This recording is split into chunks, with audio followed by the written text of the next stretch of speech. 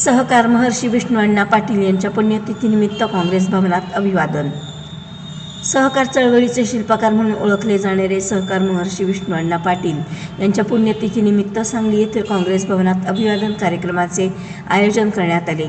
यावेळी त्यांच्या प्रतिमेला महावीर कागवाडे, माजी चेअरमन सांगली जिल्हा मध्यवर्ती बँक आणि सभापती मार्केट कमिटी सांगली तसेच सुनील भिसे, माजी पोलीस निरीक्षक यांच्या हस्ते पुष्पहार अर्पण करण्यात आला.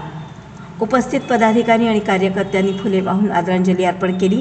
यावेळी मनोगत व्यक्त करताना महावीर कागवाडे म्हणाले की सहकार महर्षी विष्णू अण्णा पाटील यांनी सहकाराच्या माध्यमातून जिल्ह्यात अनेक संस्था उभारल्या आणि सहकाराची भक्कम पायाभरणी केली. सहकार चळवळीमुळे शेतकरी आणि मध्यमवर्गीयांचे जीवनमान उंचावले. विष्णू अण्णा पाटील, प्रकाशबापू पाटील, मदनभाऊ पाटील, गुलाबराव पाटील यांसारख्या नेत्यांनी जिल्ह्यातील सहकार चळवळीला नवे बळ दिले. भविष्यात सक्षम आणि प्रभावी काम करायचे असेल तर सहकाराशिवाय पर्याय नाही. आपण सर्वांनी मिळून सहकाराची परंपरा पुढे नेण्याचा संकल्प करूया, असे आवाहन त्यांनी केले.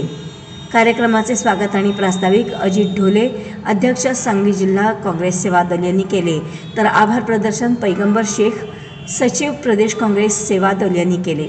या कार्यक्रमाला काँग्रेसचे पदाधिकारी आणि कार्यकर्ते मोठ्या संख्येने उपस्थित होते.